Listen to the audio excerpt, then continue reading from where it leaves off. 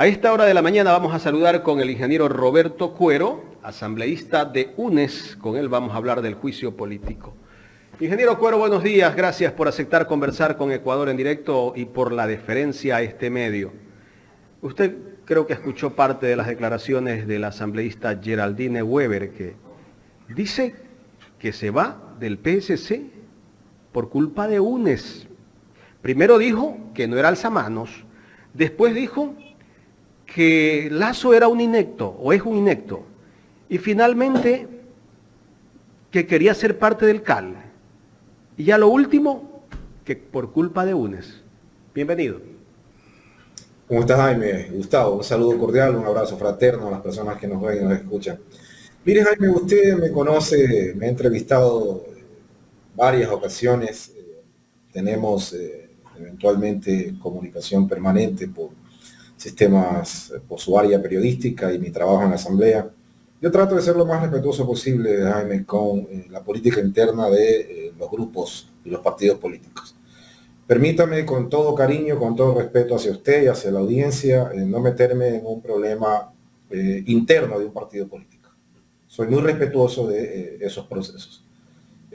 Las cosas se aterrizarán y se asentarán en la medida que esto vaya avanzando. No quisiera hacer ningún criterio anticipado e insisto, los problemas internos de un partido político deben resolverse al interno. Correcto, está bien, asambleísta Roberto Cuero. Vamos directo a lo que será el juicio político que ya está en la recta final. Todavía hay asambleístas que siguen pensando en que faltan pruebas para tomar la decisión final. ¿Por qué siguen hablando de que no hay pruebas, que no hubo contrato, que no hay motivación, como dice Fernando Villavicencio, para que la gente pueda votar por un juicio político en contra del presidente Guillermo Lasso? Jaime, no hay más ciego que el que no quiera ver. Hay gente que es ciega, digamos, porque quiere, y hay gente que se hace la ciega o se hace la loca. Aquí en esta asamblea hemos visto muchos de esos casos. Mire, es contundente el acervo probatorio de los interpelantes, principalmente mi colega Viviana Veloz, en todo el desarrollo de este juicio político. Hay una serie de acontecimientos que grafican específicamente la conexidad política, la responsabilidad política del presidente Lasso en lo que la Corte Constitucional demarcó, denominó, dio un marco jurídico, ¿sí?, un dictamen que específicamente nos compromete a los asambleístas. Y aquí una reflexión que se viene diciendo desde hace algún tiempo, nos compromete a los asambleístas a aprobar la responsabilidad política, no la responsabilidad, digamos, ordinaria, la responsabilidad jurídica, la responsabilidad en el área jurisdiccional. Eso está en la cancha de los jueces. Cuando ya termine el juicio político, lo que salga de ese juicio político, ¿sí?, eso pasará a las instancias de control, léase fiscalía, etcétera, etcétera. Allí, por cuerda separada, en el ámbito jurisdiccional se probará el delito de peculado. Pero nosotros, como asambleístas y específicamente los miembros de la Comisión de Fiscalización, lo que teníamos que hacer era probar la responsabilidad política. Eso es muy importante, estimado Jaime, que los ciudadanos tengan completamente claras. Y aquí, dos o tres cosas importantes. Yo participé en esta semana en el Pleno y pude esbozar algunos criterios con respecto a la responsabilidad política y le voy a leer dos o tres que están aquí bien gráficos. Por ejemplo, el informe elaborado por el secretario de Anticorrupción, Luis Verde Soto, constan las alertas de corrupción que se podrían tanto en ENCO como en FLOPEC. Incluso entregó fichas de prevención de corrupción en las propias manos de Guillermo Lasso durante todo el periodo 2022. Yo le hice una consulta, una pregunta en su comparecencia al señor Verde Soto, y él específicamente me dijo que sí, que le había entregado al presidente Lasso una documentación de alertas de corrupción. Y aquí hay algo importante también, estimado Jaime. Dentro de las pruebas de descargo, ¿sí?, dentro de las pruebas de descargo, ojo con lo que estoy diciendo, de descargo, del presidente Lasso, nunca se actuó una prueba que sí contemplaba o que sí recogía el informe borrador, ese mamotreto que el mismo Villavicencio trató de pasar. Se les durmió el diablo y en ese informe hablaban de que Guillermo Lasso puso una denuncia por los hechos que estaban ocurriendo en Flopec. Ojo, puso una denuncia, dice. Eso significa que Lasso conocía lo que estaba pasando. ¿Cómo que ahora me vienen a decir que no conocía lo que estaba pasando? Acuérdense, para hacer un símil de cómo al presidente Correa, ¿sí?, ya en la vía jurisdiccional, en un tiempo récord, 18 días con casación y todo, terminan condenándolo por influjo psíquico. Miren la diferencia abismal entre estas dos cosas, ¿no? Lo otro que también venimos sosteniendo, estimado Jaime, la Contraloría elaboró un proyecto de informe con indicio de responsabilidad penal por el contrato con Amazon Tanker. Sin embargo, se cambió otro tipo. Se bajaron la responsabilidad penal. Es increíble lo que pasó, se la bajaron. Y algo más descabellado todavía, más escandaloso, más grosero. El contrato con Amazon Tankers tiene una cláusula denominada Evergreen, la cual implica una prórroga contractual. Esto es el mantenimiento de contratos en las mismas condiciones por 24 meses más. El 12 de octubre del 2022 se firmó el TEMIS. TEMIS es una especie de adenda, es una especie de continuación del contrato, lo que conlleva nuevas condiciones para la adenda firmada con Amazon Tankers del 01 de diciembre del 2020, absolviendo cláusulas Evergreen de tal forma que el Estado se encuentra sujeto hasta el 2024. Es decir, sí se firmó un nuevo contrato. Lo que pasa que no con el nombre del contrato regular, sino el contrato de TEMIS, que básicamente es la continuación del contrato anterior.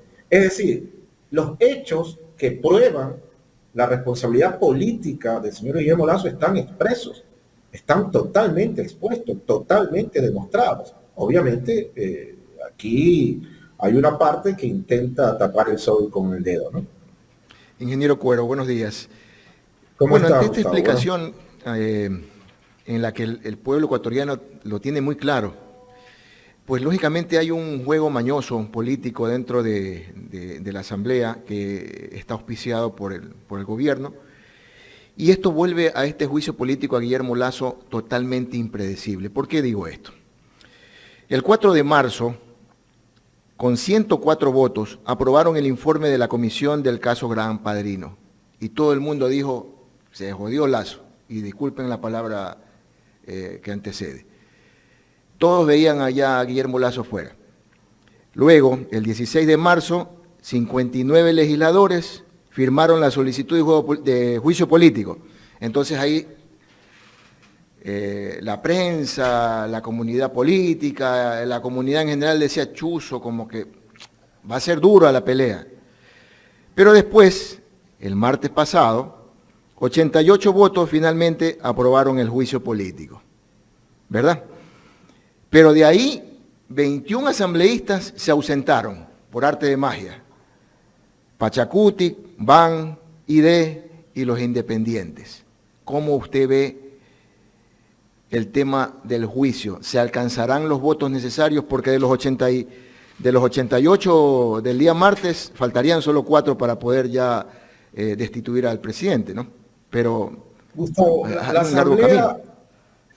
Asamblea Nacional y la Asamblea en cualquier país del mundo es el ámbito más político de cualquier, digamos, país, de cualquier estamento, de cualquier sociedad, ¿no? La Asamblea es un ente político, hay un ámbito político ahí. Lo que usted grafica, esta línea de tiempo que habla de 104 votos, después 59 y ahora 88, sí, efectivamente pasa. No hay que asustarse de eso, Gustavo, eso es relativamente regular. Sí hay que estar pendiente. Yo no le podría decir, Gustavo, porque no tengo una bolita mágica en mis manos, una bolita de cristal, para saber cuántos votos vamos a tener el día de la votación. Lo que sí le puedo decir es que ese día sabremos qué asambleístas están con la banca, qué asambleístas están con el pueblo. Yo vengo sosteniendo desde hace algún rato, estimado Gustavo, que en la sociedad hay un dictamen implícito, que el pueblo tiene ya tomado una decisión hace mucho rato, que hay un dictamen del pueblo, y ese dictamen del pueblo tiene que ver con que el presidente de la República está totalmente desconectado con la realidad nacional, totalmente desconectado.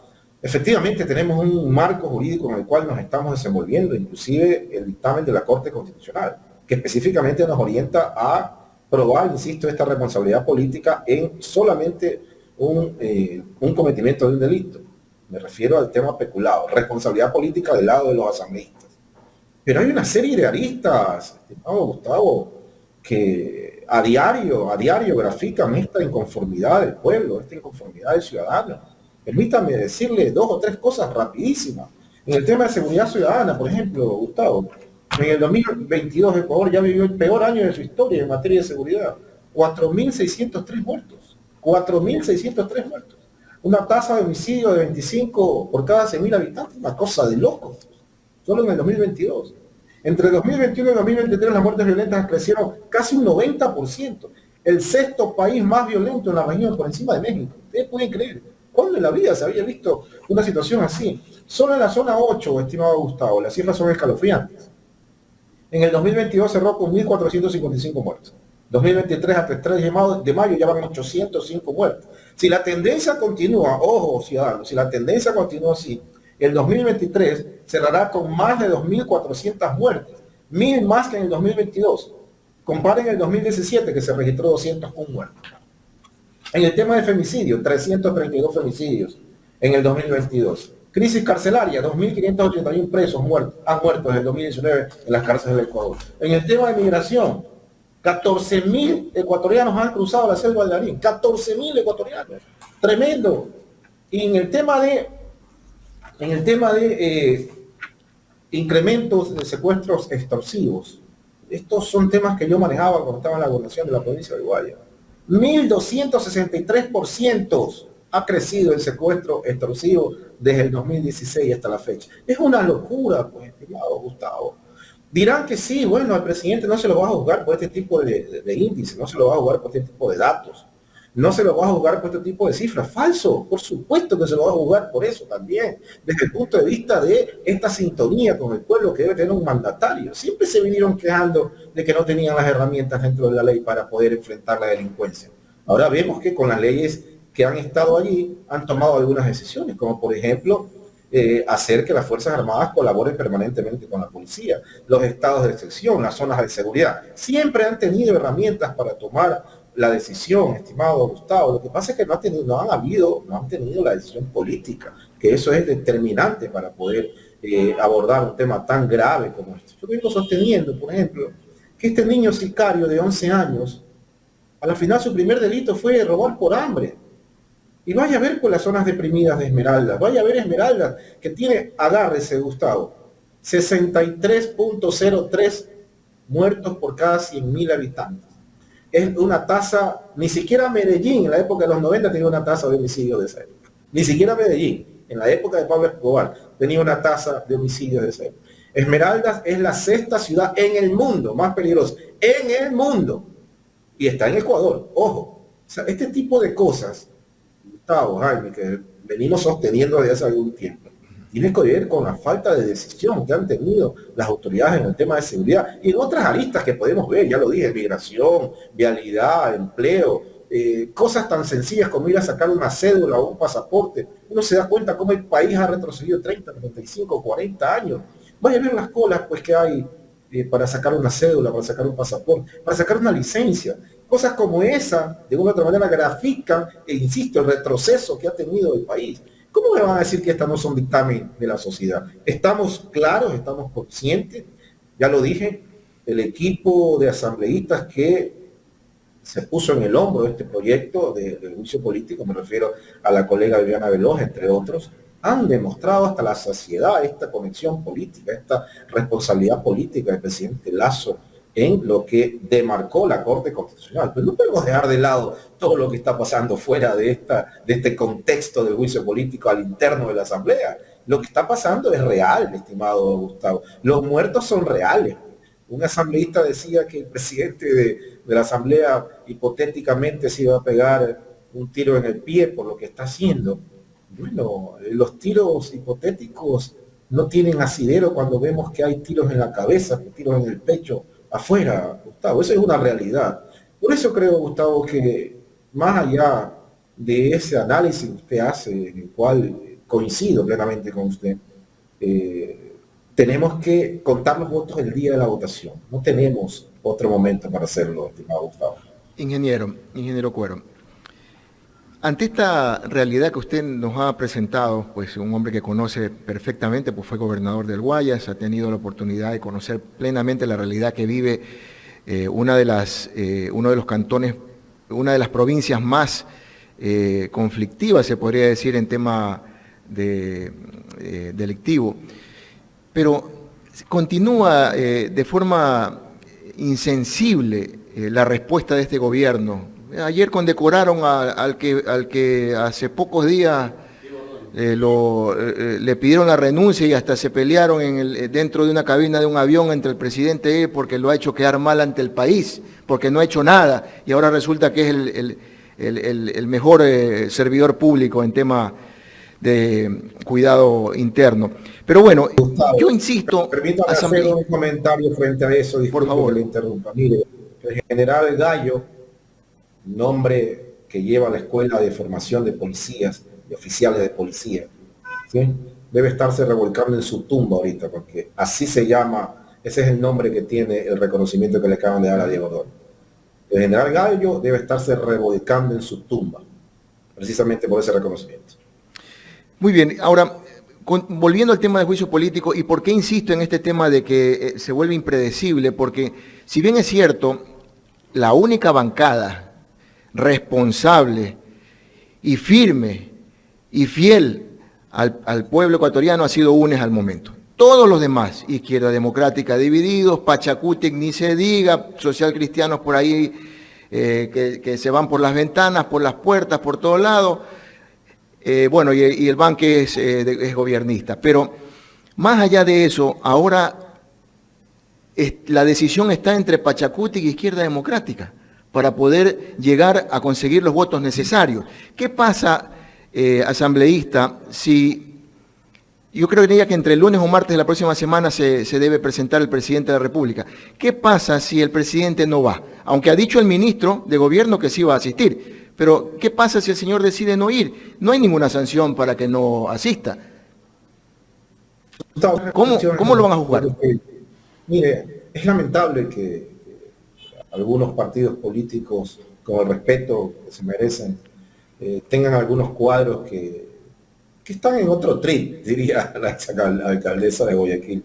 Están sin sintonizar con lo que está pasando en el país, que están buscando otro tipo de cosas. Yo estoy haciendo un seguimiento a una serie de contratos, por ejemplo, en la alcaldía de Guayaquil, con un personaje conocido y un vínculo que hay con un señor apellido Soria. ¿Sí? Ya pronto sacaré a la luz esta investigación, y justamente es de Pachacútec. Justamente estas personas pierden un poco el horizonte, ¿no? Yo creo que Pachacútec tiene o tuvo su mejor momento en la historia desde el punto de vista político, 25, 26 asambleístas, y la memoria no es infiel, y actualmente pues están en un andarivel que deja mucho que desear, ¿no? Declaraciones, por ejemplo, de la señora Velázquez, pugnas internas que no logran contenerse y poder resolver esas pugnas. Un partido que ha estado vinculado a las grandes mayorías, me refiero principalmente a la zona de la Sierra Centro, Sierra Sur, Sierra Norte, pero que ahora está completamente desconectado, ¿no? Es decir, los asambleístas, la gran mayoría, esto es lamentable, debo decirlo, de Pachacútec, están conectados con otro tipo de realidad, con la realidad de estar de una u otra manera buscando cómo sacar provecho del gobierno, y no con la realidad nacional, con las personas que eventualmente le dan a ellos su orientación, el dictamen. Me refiero a gente que está migrando en condiciones infrahumanas. La mayor cantidad de migrantes es de la zona de la Sierra Centro, Gustavo. Vaya a ver cómo está viviendo esa gente. La mayor cantidad de migrantes, o sea, y Pachacútec, que es un partido, sí, pluripartidista, ellos dicen que son un partido incluyente, su base principal está en la sierra. ¿Cómo es posible que no puedan sintonizar con lo que está pasando? La cantidad, una mayor cantidad de desempleo o de empleo informal está en la sierra. ¿Qué está haciendo Pachacútec sobre eso? Vemos pugnas internas terribles y una serie de asambleístas que no están sintonizados y con las demandas del pueblo. Gustavo, el pueblo va a ser implacable. En las elecciones del 2025 el pueblo va a ser implacable. Olvídense de que el pueblo no está siguiendo lo que está pasando en la asamblea. Sí lo está siguiendo. Y a esos asambleístas que osen torcer la voluntad del país, que osen torcer la voluntad del pueblo, el pueblo los va a castigar en las urnas. Va a ser implacable, Gustavo. Eso hay que tenerlo presente. Dios lo escuche, mi estimado ingeniero. Pero ¿sabe qué es lo más vergonzoso, Jaime, ingeniero Cuero? lo más vergonzoso de todo esto es que justo en estos tiempos ya hay políticos y periodistas que están normalizando el reparto, están justificando el reparto. Y eso es vergonzoso para el país. Ingeniero. Le repito, Gustavo, solo para cerrar el comentario de Gustavo Jaime, si me permite, todas esas manifestaciones políticas, todas esas manifestaciones en el área comunicacional, esas manifestaciones se están leyendo, Gustavo y Jaime, se están leyendo. Mire, antes no teníamos con qué comparar, ¿no? Cuando recibíamos información. Ahora estos medios alternativos, estos medios digitales como el de ustedes, nos dan la posibilidad de comparar y eventualmente una entrevista, un comentario en un medio como este versus los medios tradicionales, ya tenemos los ciudadanos cómo comparar. Existen las redes sociales. No es como antes, no es como antes que ellos tenían la hegemonía en la comunicación. Ahora los ciudadanos tenemos otras vías para comunicarnos. Y eso es muy importante, Jaime, muy importante, Gustavo, para poder tomar decisiones a la hora de votar. Insisto, el pueblo va a ser implacable con aquellos que no han sintonizado con sus grandes demandas.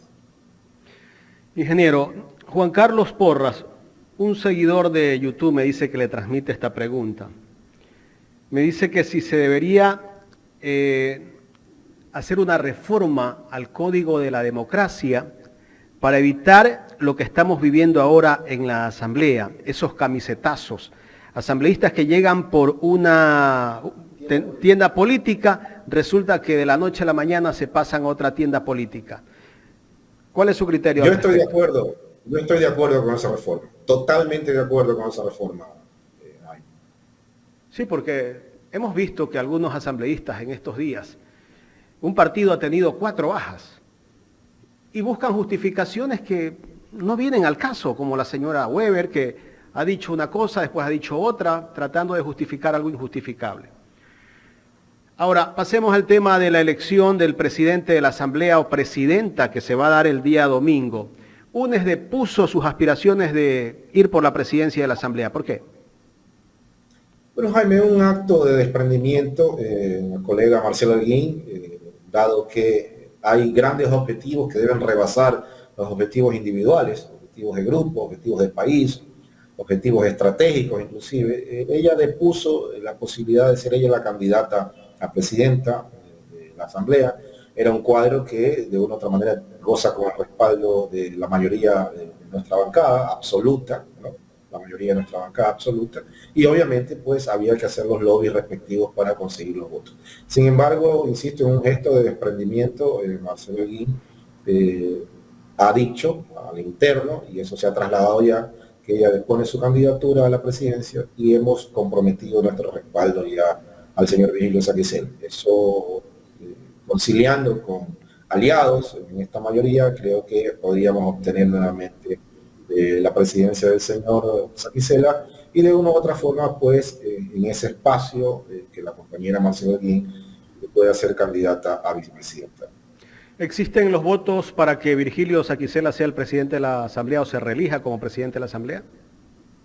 Yo creo que sí, Jaime. Sin embargo, la política es muy dinámica, hay que seguir conversando con los aliados, hay que seguir conversando con este proyecto, con los miembros de este proyecto, que es un proyecto programático, de largo aliento, que rebasa inclusive el hecho de la elección de las autoridades. La intención es marcar una agenda legislativa que esté sintonizada con las demandas del pueblo y básicamente eso es lo que queremos con este nuevo proyecto, ¿no?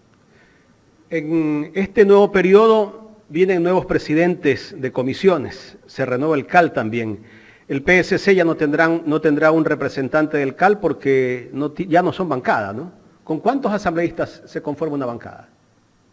Bueno, en realidad la ley dice con el 10%, asumimos que siendo 137 deberíamos ser, para convertirse en bancada, desde el 14. Lo que ha pasado con el Partido Social Cristiano, ellos sabrán responder en sus espacios, ¿no? Creo que sí es un mensaje complicado, complejo, delicado a sus bases, pero de una u otra manera, pues creo que no es imposible poder recomponerse. Si ellos tienen menos de 14 asambleístas, no son bancadas. Ricardo Vanegas decía ayer que se está repartiendo el Palacio Legislativo a cambio de la destitución del presidente de la República. Ricardo dice muchas cosas, ¿no? Ya veremos qué es lo que pasa específicamente en el desarrollo de la sesión del día domingo. En realidad, el inconsciente de Ricardo podría de alguna otra manera traicionarlo. Ricardo, lamentablemente, está posicionado como alguien que defiende a ultranza al gobierno, y siendo de Pachacuti un partido progresista, yo al menos particularmente, con el respeto que se merece cualquier asambleísta, no entiendo cómo una persona puede defender a capa y espada así a un gobierno que ha traicionado completamente la voluntad del pueblo. Hay conversaciones con toda la bancada de Pachacuti en estos días, me imagino, para ir por la destitución del presidente Guillermo Lasso. Bueno, es obvio, ¿no? Las conversaciones son regulares, como siempre lo he mantenido en un espacio tan político como la Asamblea. Es obvio que hay que conversar con todos, uno por uno, en bloque, con sus coordinadores, con su coordinador. Esto hay que conversarlo, ¿no? Hacerles entender que la lógica de defender a un gobierno neoliberal no es compatible con la lógica de los principios de un partido como Pachacuti. Entonces, esas conversaciones están obviamente avanzando.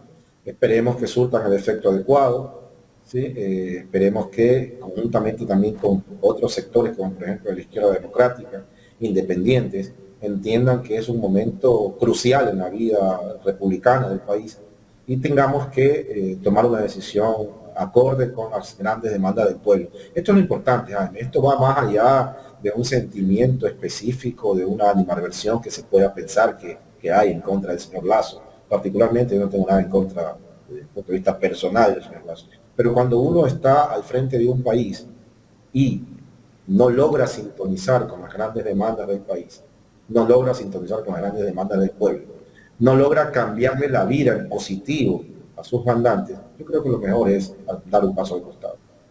¿Cuántos días le quedan a este juicio político, asambleísta? Según la línea de tiempo, estaríamos saliendo ya, insisto, con respecto ya a la votación, porque hay varios momentos, ¿no? Socialización de lo que se discutió, me refiero al tema de lo que planteó la colega Viviana Veloz, la resolución. Hay que socializar esa resolución, luego hay que llamar a una sesión en la cual se abre el debate, ¿no? Luego hay un silencio, inclusive administrativo, de varios días, y luego hay una convocatoria para ya votar, ¿no? Previo a eso están las pruebas de cargo y de descargo, la presencia del presidente Lasso, que espero que vaya, sería un desacierto, otro desacierto no ir a defenderse, a dar la cara, a plantear su prueba de descargo, no a través de un abogado, sino él mismo. Él representa la primera magistratura del país. ¿Sí? Supuestamente se ha preparado 12 años para ser presidente, entonces debe dar la cara. Creo que el presidente Lasso debe dar la cara al país, debe presentarse en la Asamblea y presentar sus pruebas de descargo. Luego de eso se convocará a una nueva sesión donde ya no hay debate, solamente se votará. Calculamos que eso será entre el 25 y 26 de este mes.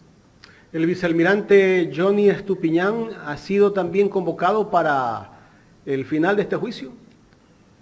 Ese periodo ya pasó, el periodo de actuación de pruebas ya pasó. En estos momentos ya... Porque decían por ahí que posiblemente iba a conectarse porque está fuera del país. El juicio, ya terminó el periodo de prueba. Ahorita el juicio está en manos el juicio está en manos de los interpelantes y el interpelado y por supuesto los 137 asambleístas que conformamos la Asamblea Nacional. Asambleísta, quiero agradecerle de mi parte, no sé si Gustavo tenga alguna inquietud. Sí, claro, asambleísta, muchas gracias. Pero bueno, al presidente le quedan posiblemente entre lunes y martes 180 minutos para poder expresar su verdad. Ojalá, por lo menos en esta ocasión, cumpla su promesa de que en 100 minutos pueda terminar su exposición. Pero más allá de eso, asambleísta, no con el ánimo de polemizar, sino más bien de conocer también su pensamiento al respecto. Aquí en Los Especialistas entrevistamos a la asambleísta Paola Cabezas y yo le hice una pregunta porque había escuchado un comentario de ella que se hizo en la asamblea, en el cual mostraba su preocupación en caso de que el vicepresidente actual, el señor Alfredo Borrero, sea quien reemplace a Guillermo Lasso. Y le pregunté por qué. Y ella me dijo que porque la verdad el señor no ha demostrado ser un hombre probo. ¿Usted piensa lo mismo? Mire, Gustavo, la Constitución tiene una línea de sucesión, ¿no? Es decir, obviamente quisiéramos que si el señor Lazo se va, por lo menos tuviéramos una imagen distinta para que asuma el cargo, pero nosotros no vamos a romper la ley. No somos personas que estamos tratando de dar un golpe de Estado y queremos sentar a alguien ahí que querramos nosotros. El que suceda a Guillermo Lazo tiene que ser su vicepresidente. Si es un incompetente o no, pues bueno, se sabrá en el momento en que se siente. Ya hay algunas alertas con respecto al desempeño del vicepresidente. Pero insisto, no podemos romper la Constitución ni lo establecido en la ley. Ingeniero, quiero agradecerle por haber aceptado conversar con nosotros aquí en Ecuador en directo. Gracias, Jaime, Gustavo, un saludo cordial, un abrazo fraterno a todos. Muy amable. Gracias al ingeniero Roberto Cuero, asambleísta de UNES, aquí en el programa Los Especialistas.